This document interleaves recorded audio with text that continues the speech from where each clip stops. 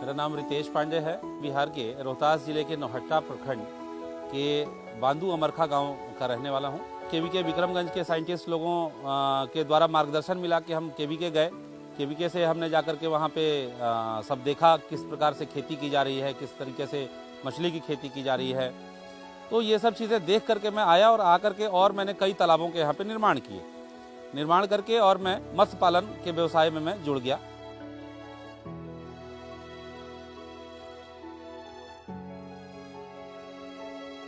दूसरे ईयर में हमने 8 लाख रुपए का फायदा कमाया और तीसरे साल हमारी वही आमदनी यहाँ से हम करीब 33 लाख रुपए हम कमाए हैं। और जहाँ तक अनुमान है कि इस साल में हम करीब 60 लाख के ऊपर में हम जितना हमारे पास मछली का स्टॉक है 60 लाख रुपए से ऊपर की आमदनी हम प्राप्त कर लेंगे।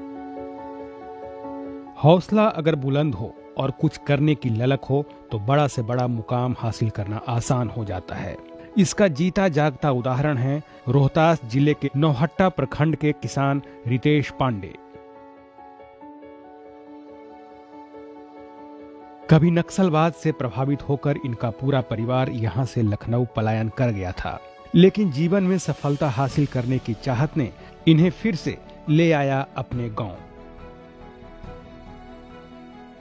कैमूर पहाड़ और सोन नदी के बीच में स्थित जमीन जो कि बंजर हो चुकी थी, दूसरी ओर जमीन के नीचे पत्थर के अलावा कुछ भी नहीं था। तभी उन्हें सूझा कि क्यों न यहाँ मछली पालन शुरू किया जाए। फिर क्या था, उन्होंने एक तालाब का निर्माण कराया और मछली पालन शुरू कर दिया। लेकिन समस्या अभी दूर नहीं गई थी। पहाड़ी इलाका होने के कारण तालाब में पानी ठहरता नहीं था, जिस कारण इन्हें मछली पालन में नुकसान उठाना पड़ा। फिर इन्होंने कृषि विज्ञान केंद्र विक्रमगंज से संपर्क किया और यहीं से इनकी जिंदगी ने करवट ली। कृषि विज्ञान केंद्र का तकनीकी सहयोग और रितेश पांडे की कड़ी मेहनत ने रंग लाई। इनकी पथरीली जमीन भी सोना उगलने लगी। किसान रितेश पांडे के पास आज कुल 20 छोटे बड़े तालाब हैं, जिनमें लगभग 16 प्रजातियों की मछलियां वे पाल रहे हैं। साथ ही मछली पालन के अलावा वे जैविक तरीकों और सूक्ष्म सिंचाई तकनीक के माध्यम से कई फसल भी ले रहे हैं, जो कि इनके आय को बढ़ा रहा है। बिल्कुल ही ऑर्गेनिक तरीके से हम अपनी खेती करते हैं, चाहे वो धान की हो, चाहे सब्जी की हो, चाहे गेहूं की हो, चाहे किसी भी चीज की सब्जी हो।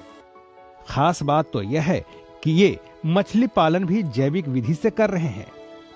इनके मेहनत और जज्बे का ही नतीजा है कि आज इनके पास वाटर डेकोर्स नामक एक कंपनी है और इस कंपनी के बैनर तले वे बिहार के साथ साथ उत्तर प्रदेश, हरियाणा और झारखंड के कई हिस्सों में मछली, जीरा और मछलियां भेज रहे हैं, जिससे कि इनकी कुल आमदनी पिछले वर्ष 33 लाख थी और इस वर्ष इनका अनुमान है कि ये बढ़कर 60 लाख तक पहुंच जाएगी।